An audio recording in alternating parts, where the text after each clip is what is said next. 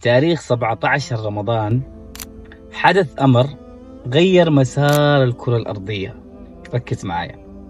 أخرج الكرة الأرضية من الظلمات إلى النور. هذا الحدث من قوته اهتزت جبال مكة. يا الله. السلام عليكم ورحمة الله وبركاته. خليني أخذكم معايا قبل 1400 سنة. هذه القصة صارت في مكة. طبعا مكة قديما كانت مليئة بعبادة الأصنام والأوثان، وكانت مليئة بالنوادي، الخمور والمراقص. أجواء مكة عاداتها سيئة. كفار قريش لو جيت سألتهم من خلق السماوات والأرض والجبال والرازق ليقولون الله، لكن مشكلتهم اتخذوا هذه الأصنام والأوثان في عبادة الله. قال لك ايه، ممكن هي تشفع لنا وممكن هي تقربنا إلى الله، وهذا الشيء طبعا غلط وهذا الشيء شرك. بينما مكة مليئة بهذه العادات السيئة والأجواء اللي ما ترضي ربنا أيام الجاهلية، إلا إنه في قلة من الناس ما سجدوا لهذه الأصنام، اعتزلوا هذه الأصنام، لأنه ما حد يسجد لهذه الأصنام وما حد يشوف إلا إنسان جاهل. وهذول القلة من الناس أحدهم حديث هذه القصة اللي هو محمد صلى الله عليه وسلم. النبي صلى الله عليه وسلم أيام الجاهلية كان ذكي جدا، وكان بارع، وكان عاقل، له عقل راجح، ورأيه صائب جدا، وكان معروف بصدقه وأمانته، إلا أنه ما سجد لهذه الأصنام ولا اتخذها ند لله. لأنه هذا الكلام اللي أنا قاعد أقوله كله قبل البعثة وقبل الإسلام. لأنه الإنسان العاقل اللي عنده رأي صائب الذكي ما يسجد لهذه الأصنام. فسبحان الله، محمد ما قيد سجد لهذه الأصنام أبدا. مرت الأيام والسنين ومكة مليئة بهذه الحاجات الغلط، بهذه الجاهلية. أجواء مكة ما كانت تناسب النبي صلى الله عليه وسلم. قرر أنه يعتزل مكة ويعتزل هذه الأصنام ويعتزل هذه الجاهلية، ويروح نحو أحد الجبال يعتزل فيه هنا اللي هو غار حراء. اتخذ النبي صلى الله عليه وسلم غار حراء عشان يتعبد الله فيه. ليش كان النبي صلى الله عليه وسلم يروح لغار حراء؟ النبي صلى الله عليه وسلم كان عاقل، وكان عنده بصيرة، وكان عنده عقل راجع. طيب خلينا أسألك سؤال قبل لا نكمل هذه القصة. لو جيت وحطيتك في جبل مظلم، ظلام دامس، تركتك ومشيت، أكيد حتخاف، لأنه جبل أكيد مليان أفاعي، ممكن يجيك جني، ممكن يجيك بس على حتخاف. فما بالك بالنبي صلى الله عليه وسلم 3 سنين كل يوم طالع هذا الجبل أو كل يوم رايح هذا الغار يتعبد الله فيه، يتفكر في مخلوقات هذا الكون، كيف صار هذا الكون. الله عز وجل يبي يكون النبي عشان بعد التعبد هذا والتفكر هذا في رسالة حتهزه هز. إنا سنلقي عليك قولا ثقيلا. وفعلا لما ال3 سنين، طبعا قبل لا تنتهي ال3 سنين هذه وهو قاعد يتعبد الله، كان في مؤشرات. قبل لا يجي الموعد المحدود أو الموعود، كان في مؤشرات. يجي صوت، يطلع له ضوء قبل ما يجي جبريل. فسبحان الله، فكان النبي صلى الله عليه وسلم في داخليا هو قوي أساسا، لأنه ما في إنسان يروح يتعبد الله في غار حراء 3 سنين ومو شجاع ولا قوي. شجاعة النبي وحبه للاطلاع والتفكر خلته يثبت. بعد ما انتهت ال3 سنين هذه، جاء اليوم الموعود 17 رمضان.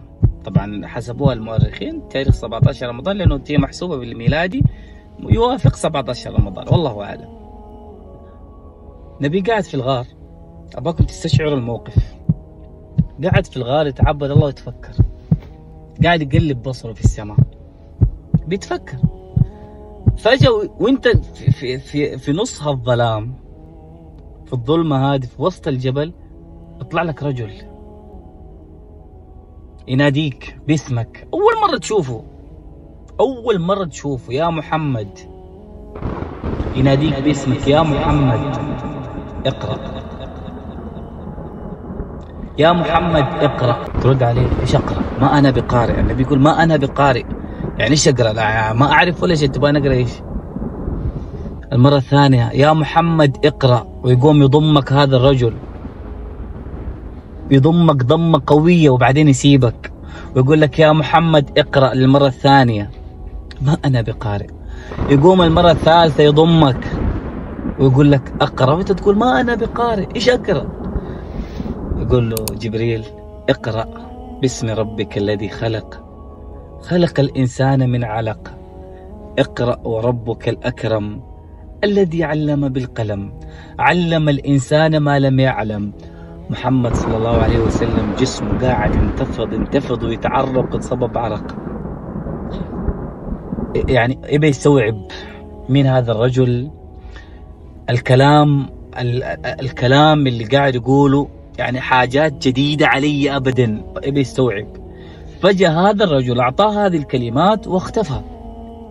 النبي متوتر قاعد يتصبب عرق عليه أفضل الصلاة والسلام. يا الله، إنا سنلقي عليك قولا ثقيلا. اختفى هذا الرجل من هذا الغار، والنبي صلى الله عليه وسلم خائف خائف خائف خائف إلى أبعد درجة. نزل من هذا الغار مسرع واتجه لبيته صلى الله عليه وسلم، قاعد يرجف. دخل على أهل بيته اللي استقبلته خديجة، يعني في روايات تقول دثروني دثروني، يعني بيرتجف، غطوني غطوني غطوني. قالت له خديجة ايش بك؟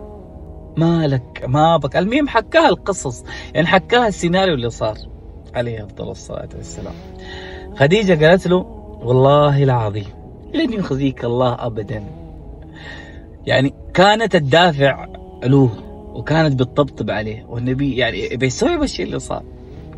قالت له لن يخزيك الله فإنك تصدق الحديث وتصل الرحم وإنك شخص أمين جدا. يعني هونت عليه خوف وهونت عليه الرعب اللي باين انه الرجال كان مرة خايف عليه أفضل الصلاة والسلام. طبعا بعد الأحداث اللي صارت هذه الليلة والقصة اللي حكاها النبي صلى الله عليه وسلم لخديجة، أرسلت خديجة لولد عمها ورقة بن نوفل. طبعا هو ورقة بن نوفل يعتبر هو عمره 90 سنة ويعتبر من أهل الكتاب. قالت له صار مع النبي صلى الله عليه وسلم 1 2 3. ورقة بن نوفل قال فعلا الكلام هذا اللي قلتيه صح، إذا لو كان هذا الكلام صح فإن النبي صلى الله عليه وسلم هو رسول أو نبي هذه الأمة. الله أكبر، هذا الرسول نبي هذه الأمة. طبعا ورقة بن نوفل عمره 90 سنة، ركزوا معايا. قال لئن أدركني يعني بعثة النبي صلى الله عليه وسلم وأدركتني بعثة النبي صلى الله عليه وسلم لأنصرن النبي. ما قدر يصبر ورقة بن نوفل، فاتجه إلى النبي صلى الله عليه وسلم بنفسه وكلمه وقال له اسمع، أنت رسول هذه الأمة، وأثبت على هذه الرسالة وأثبت على هذا الدين، لأنه شوف حتعذب، راح يآذوك قومك وأقرب الناس لك هم اللي يآذوك. فأثبت، لأنه ما في إنسان أو ما في نبي أو رسول جاب اللي أنت جيت فيه إلا وقومه آذوه وعذبوه وأساءوا إليه. فيا نبي هذه الأمة اثبت. يا الله، هنا بدأت الرسالة الصح. طبعا خديجة رضي الله عنها هي ثاني شخص في الإسلام، يعني لو جينا نحسبها ثاني شخص في الإسلام امرأة اللي هي زوجته صلى الله عليه وسلم خديجة رضي الله عنها. فقصة خديجة بالنبي صلى الله عليه وسلم وزواجهم هذه بالها مقطع خاص، يعني بالها مقطع خاص، لأنه طريقة تعارف خديجة مع النبي صلى الله عليه وسلم جميلة جدا. المهم، سبحانك اللهم وبحمدك أشهد أن لا إله إلا أنت أستغفرك وأتوب إليك. إن كان خطأ فمني والشيطان، وإن كان صوابا فمن الله. أنا حاولت قد ما أقدر إني أبسط لكم القصة وأجيب لكم إياها بطريقة وبأسلوب يعني يكون الشيء مبسط. فقصة حب النبي صلى الله عليه وسلم بخديجة هذه بالها مقطع ثاني، جميلة جميلة جدا. لا تنسوا تشيروا القصة. شوفوا الكومنتات والتعليقات، هي بتعطيني دافع عشان أنا أكمل. فإذا شفتوا القصة تمام وعجبتكم اكتبوا لي تعليقات ولايكات، ونشوفكم على خير.